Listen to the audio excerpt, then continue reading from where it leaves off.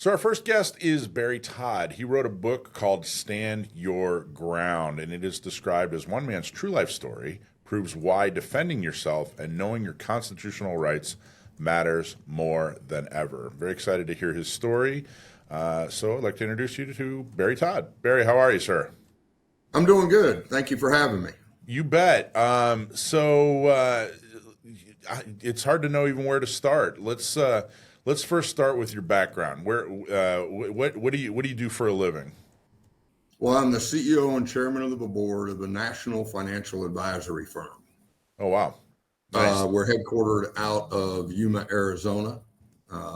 We have offices from Fairfax to California. Excellent. And how long? This is a story about you in a defensive gun use, a DGU. Most definitely was. Have you been carrying for a long time, or were you relatively new when this happened, or what's your experience with gun ownership? Well, I'm a retired Army Ranger. I did 21 years. Then I got into the financial services world, but I've always carried a weapon since I was old enough as a young adult to carry a weapon. And I've always had a CCW, always go to the training and get out there and practice when I can. That's awesome. So let's talk about the book is centered around an incident, around a defensive gun use. So let's talk about what happened that night. You're carrying for self-defense, and take it from there. What happened? Well, simply, my wife and I were out with 4 other retired military couples. We were just having a nice evening of dinner, listening to music and dancing. And all of a sudden, this guy who was extremely intoxicated, he started out threatening me. I walked away multiple times. And then I was attacked out in the parking lot, not by one, but 2 men, twice, one of them wielding a knife. And when the police showed up, without any investigation or due process, within 5 hours, they arrested me and charged me with attempted murder and 2 counts of aggravated assault. And the crazy thing about the whole thing is there were 16 operational cameras in and around the building. The entire thing was on video, and they never, ever looked at any of it before they charged me. Wow. Okay, let's get some details. Let's fill in some details here. Okay, so you guys are at a bar, at a restaurant. What kind of facility was it? It was a bar and grill. We had dinner there that night. We all met there. The owner was actually retired military too. We always met there once a month to support him and his establishment. And you're carrying concealed with a carry permit. Yes. And what state were you in? Arizona. You're in Arizona. So it's totally legal. You're completely legal. You're doing Correct. something you do every day of the week. You're carrying concealed. I'm assuming you're carrying in a holster, probably appendix carry or whatever. What kind of gun are you carrying? What kind of holster was it in? All right. Well, first off, this night, because I was going to be inside and taking my jacket off, it was one similar to this one I'm wearing. I took it off, so I left it in a locked container in my vehicle. Oh, interesting. So you were in the restaurant, but weren't carrying. You left your carry gun in your car. Yeah, I was with 4 other retired special operators, and I'm like, I'm good to go. Nobody's going to mess with us. Yeah, well, it sounded like you were going to have a good time. Maybe you had I don't know. Did you have a couple drinks or? I did. I had over 6 hours. I had 5 beers, 12-ounce beers. My wife was not drinking. She was the DD that night. Okay. But the weapon, to answer the rest of your question, was a snub-nosed Ruger 357 SP-101. I got to tell you, I with your accent, I can't imagine. I'm really happy to hear you were carrying a revolver. I think that's, you know what I mean? Like, there's something about that just fits. That made me warm inside. That's awesome. Okay, so you're carrying the most American gun ever, and you guys are just doing your thing, right? You and the other couples are just kind of doing your thing, having some food, having some drinks, I think you said doing some dancing, and then somebody, he was just out looking for trouble, or why did he approach you? All right, I'll give you a little bit more detail. He was an acquaintance of one of my retired military buddies, Robert Archibald. You read about him in the book. And he was there by himself sitting at the bar. And he said, "Oh, there's no reason for you to sit over there by yourself. Come on over." He had done a few jobs with him out at, on the job and was more of an acquaintance. But he said, "Yeah." But throughout the night, this guy started getting intoxicated, very intoxicated. And he actually made several advances against our women that were in our group, because all of us had our wives with us. And one of them on one of the videos actually slapped him for grabbing him down below. He grabbed her. Yeah, he grabbed her, excuse me. And she smacked him. Oh, yeah, and threw a drink on him. Good for her, number one. Yeah. That's first off, good. So he's an acquaintance. You invited him over to have fun with you guys, and he starts getting way too drunk and far too handsy. I mean, so how come it didn't end right there? How come it wasn't like, "Hey man, you're out. You need to go find someplace else"? The place was not completely full. It probably was only, at this time, it was about 10:30, and well, I don't know why he didn't leave, but the place was small, so he was bouncing all over the place throughout the night. I see. Okay. Right? And Trish, the woman that he assaulted, Archibald, which was Robert Archibald's wife, her husband did not see it. And so she purposely did not tell him. Because we know what would have happened next. Yes. So talk about, what do you mean? What do you mean? You know how that goes? Talk about that. Well, I've seen that many times where a woman is in a situation where she's uncomfortable, or she's put in a position where she feels physically unsafe, and she thinks it would escalate the situation to let her partner know, because her partner is not going to be, chill about it, as they say, right? No. So that's definitely something I've seen before. And so it sounds like your group was you guys are just trying to enjoy your evening. You're not escalating things. You're not, I mean, she threw a drink on him and smacked him, but deservedly. That was defensive, in nature. So how did it escalate from there? You guys are hanging out. He's bouncing around. He's getting more drunk. And then what happened?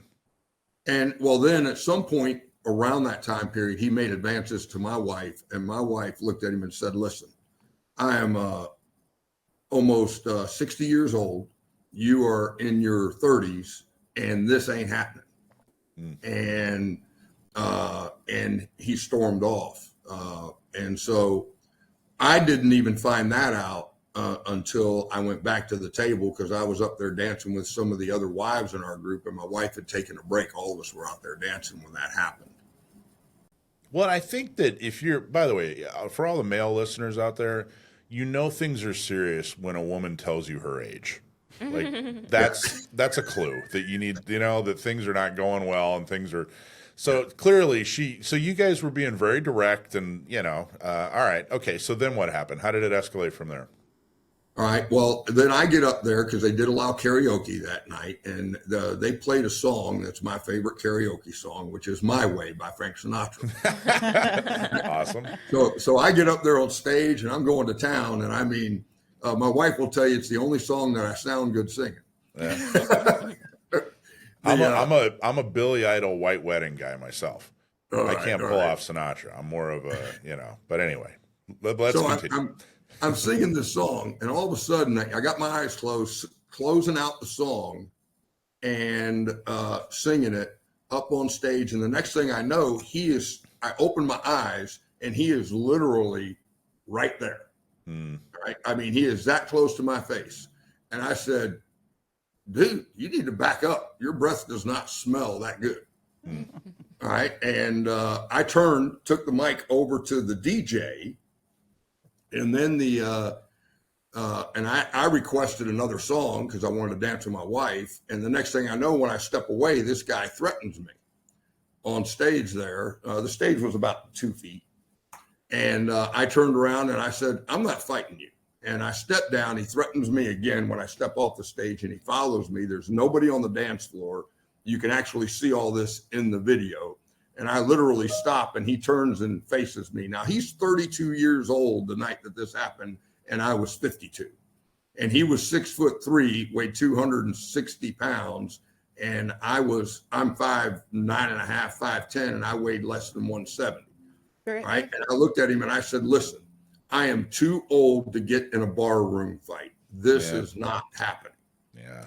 And I turned around because my wife gave me the keys before I sang that song, because I was going out to get a fresh can of Copenhagen out of my car. All right. And as one does. Driver. What's that? As one does. Sure. Yes, exactly. And so as I'm coming back in, he decides he's going to follow me out there, and he blocks me from entering. And what, right Alicia, you had a question before we get too much further. Alicia, what was your question? I just have a quick question. You said a couple times that he threatened you. I'm curious, what does that mean? What did he do to threaten you? I was getting ready to get to that point. Okay. So, he threatened me there on the stage, and then he threatened me on the dance floor, and I didn't notice that he followed me outside. So I go to my car, I get my Copenhagen, I put a fresh dip in as I'm walking back to the door, and here he is. And I go to walk around him, and he takes a step and puts his hands in his pocket, with his hands in his pockets, and blocks me. And so I go the other way, and he blocks me again. And I'm like, what is your problem? He goes, I'm going to teach you respect. And I said, you're not teaching me anything. I'm going in there, and I had the can of Copenhagen in my hand. I said, I'm going inside, and with my wife and my friends, and that's it. We're done. So I go to walk around him, and that's when he starts shoving me. And so I go around the other way around him, and I was still pretty spry as I get older. I got around him, but he got hold of my belt loop because there was double doors right there. And as I got to the one on the left, entering in there, he got hold of my belt loop. He got his arm around my waist. He lifted me in the air, spun me 180 degrees outside, slammed me head first into a cinder block wall. Jeez. And I stood up. The bouncer came out, or he wasn't really a bouncer because he didn't stop anything. And he stood between us. And he goes, you guys are friends, because he saw him over at our table. So he made that assumption. And I said, he's not my friend. I don't know him from Adam. The next thing I know, I get cold cocked on the side of the head. I go down again. I come back up. I said, that's it. I'm going in there. I'm getting my wife and my belongings, and I'm leaving. And he goes, that he used some very foul language, but he said, that blank is mine. And, no, you're not going back in there, and that blank is mine. And I'll tell you that it started with a B. And I said, all right, young man, understand I am armed. All right. And in Arizona, you do not have to have your weapon on you. That's our law. All right. You just have to let them know. And now this location that we were at was near a Harley Davidson dealership, but it was literally that time of night, everything was closed on there. There's no street lights. There's no sidewalks on this road. It's out there in the desert. And it would have been for me to get, I didn't have my phone on me, didn't have anything on me, just the car keys. And I can't drive because I've been drinking. And he says, go get your effing gun. Okay.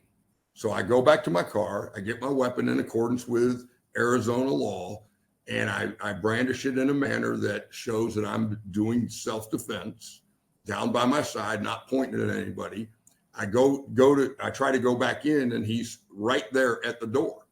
And I stopped short. I pointed my finger at him, and I said, I'm going back in that building, getting my wife and my belongings, and I'm leaving. Before I could even get my hand down, he attacked me again, diving for the gun, trying to get it from me. That's when his buddy pulled a buck knife and grabbed me from behind. I don't know why he didn't stab me. Jeez. All right. And security's just doing nothing? Nothing, not a thing. And the next thing you know, I got this one guy has me in a chokehold from behind on the ground. He weighed more than the other guy, and he was 6'4". That was his buddy. I didn't know it was his buddy. And then he's got the weapon pulled into his gut right here. Now he's trying to get this weapon from me. He broke my forearm. He was squeezing it so tight. And he actually caused a fracture right down this bottom bone from here all the way down to here. He squeezed it so hard. And I looked at him straight in his eyes and I said, this is going to suck for both of us. And that's when the weapon went off, and rest is history. So the weapon went off. Talk about that. Like, what does that mean? Where did the projectile end? It went in his stomach and came out of his left shoulder, because he was on top of me. I was on the ground. All right. The chokehold, the guy was behind me. He had me in the chokehold, and he was right there in front of me with the gun pulled right up. I mean, right here, and his face was right there in front of me again. And I just said to him, I said, this is going to suck for both of us. The weapon went off. He stood up holding his gut, but the bullet went in his abdomen and came out his shoulder. Jeez. And did that end the attack? Yes. That's when my friends heard it from inside. They rushed out along with my wife, and my the other attacker was still trying to get the weapon from me. They got him off, and then my wife said, "Let go, I'm here." And so I let go of it. They unloaded it, and then I sat down over on the wall and waited for the police to get there. And then they put handcuffs on me, didn't read me my rights or nothing, just put me in the back of the car, took me down to the interview room.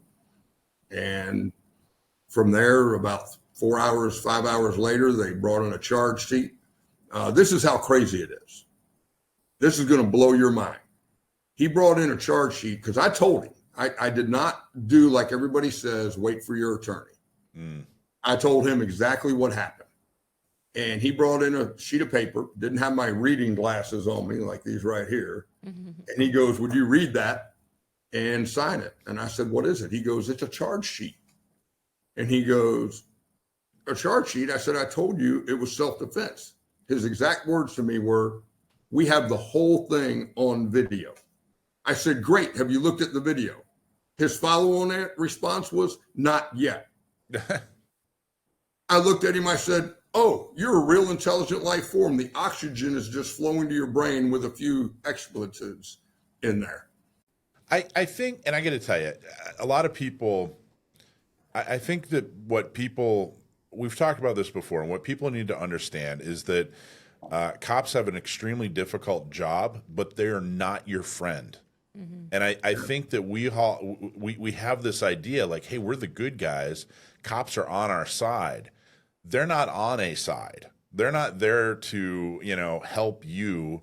They're there to figure out a crime. And everybody, 90% of the people they deal with every day they're a lying scumbag, criminal. So it's shocking to us when we find out. So you were being investigated for a crime, and I think that the thought is, hey, I'm supportive of law enforcement. I'm a good guy. I'm defending myself. This guy's going to help me out. All I got to do is talk to him and level with him and whatever. But that's not the right attitude to have. I don't think you should be polite and professional, and you should never cooperate with law enforcement. Never. And I don't mean be adversarial. I mean, don't cooperate. You don't have to be a part of your own investigation. But I think that's a lesson, and I think a lot of people hear that and they think, well, gosh, Mike's anti-cop. No, you have to listen, But what are your thoughts on the way it was investigated? All they had to do was watch the video. This is how crazy it is. It went to 3 grand juries. It was sent to the grand jury a 4th time, and then because the prosecutor would not use the videos, and he would not present the correct self-defense laws in the grand juries. So my attorney kept sending in a motion to remand, and the judge would say, "I told you to present the videos and present Arizona self-defense laws." And every single time he wouldn't do it.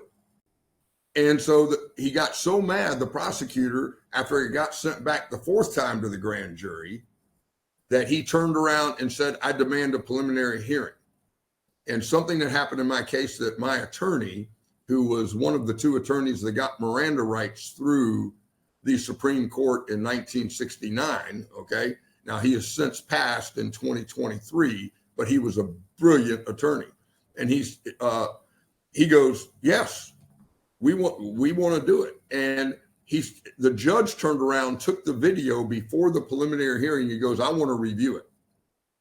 So he took the video, he reviewed it, and he made findings of fact, which my attorney, in over 50 years of defense law, he said he had never seen a judge step forward and make findings of fact before a trial started.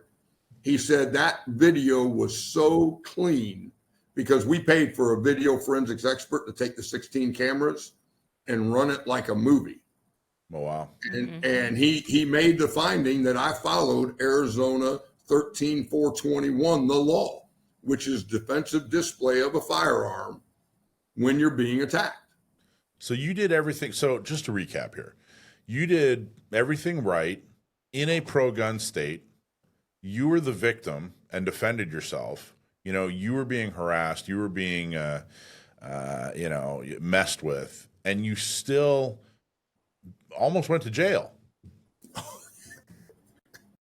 Well, I spent 5 days in jail. You spent 5 days in jail?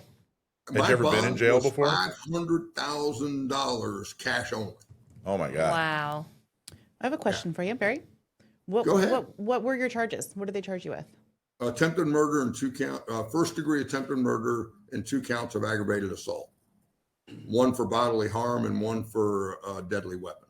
Wow. So I'm curious. I know that we were talking a bit about carry in the state of Arizona.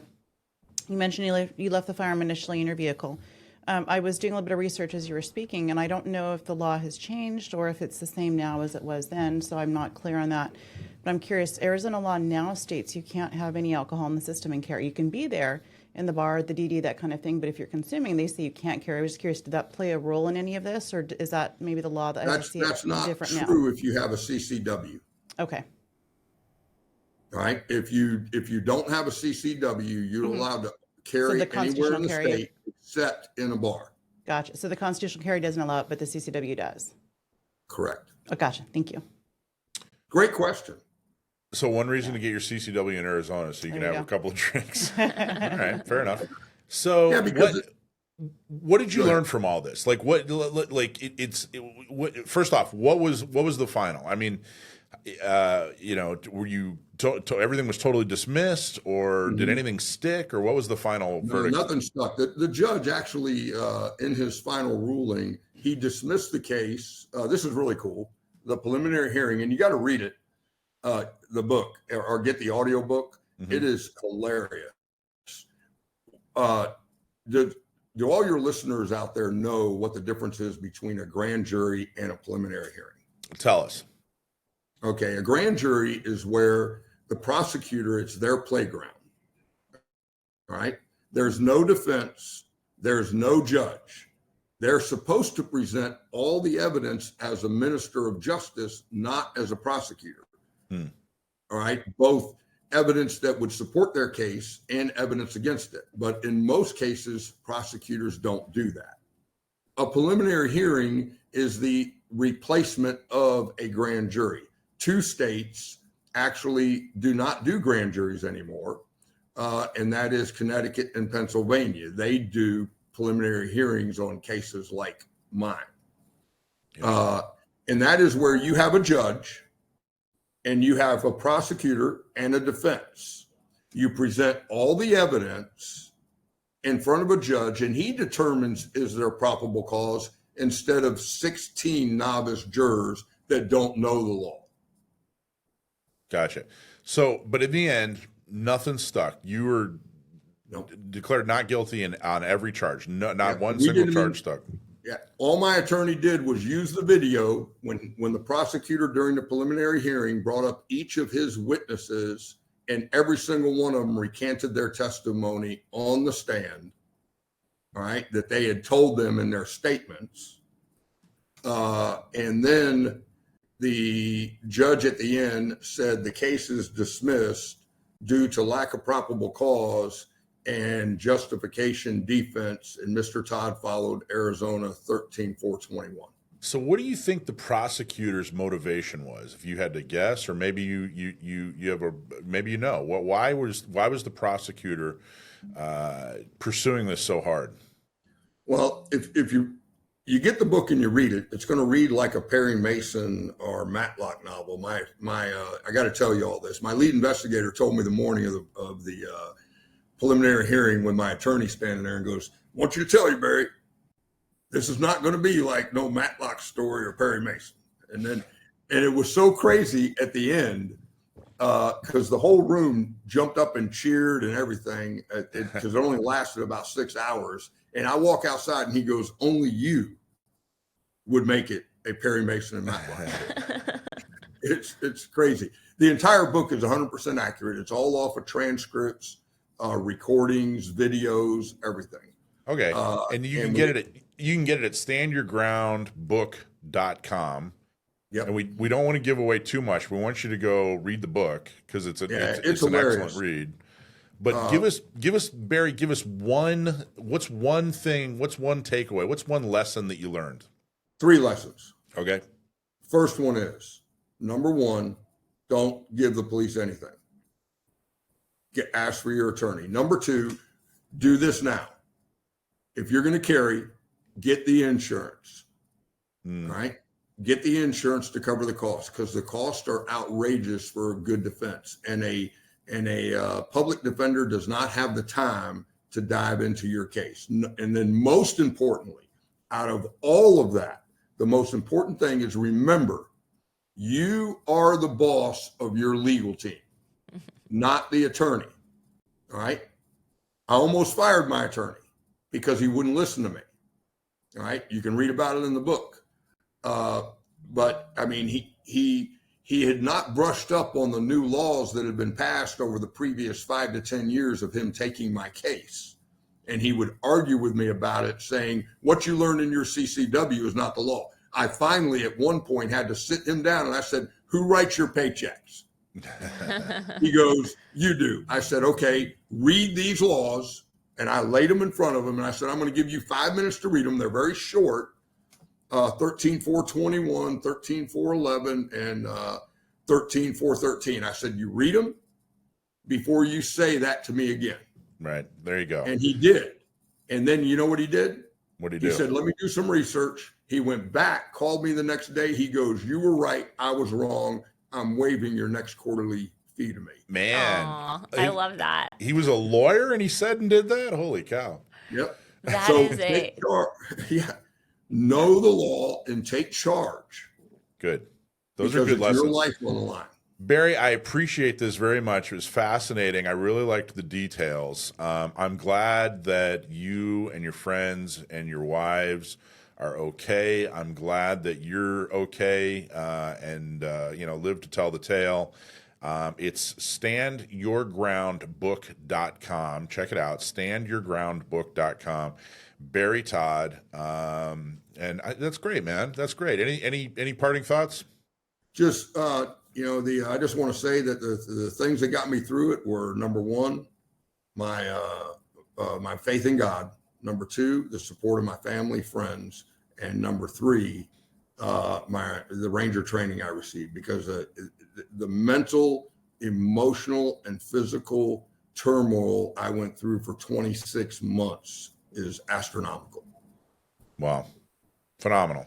Awesome job. We're glad you made it out. We're glad Well, thank you all, didn't and go God to bless prison. you. And yeah, we appreciate you sharing your story with us. All right. God Thanks, bless Barry. you. Have a wonderful day. Take care. All right. So again, standyourgroundbook.com. Check it out. I thought that was interesting. Yeah, that was really interesting. Yeah.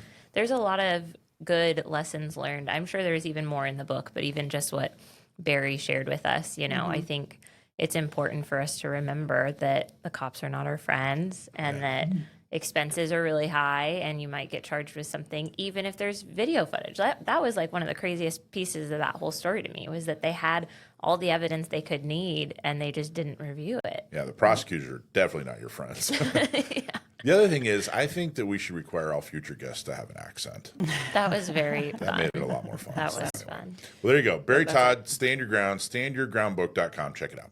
Hey, thanks for watching Gun Owners Radio. I hope you loved that clip. Don't forget to like, subscribe, comment, and follow us on social media. And check out our website at gunownersradio.com.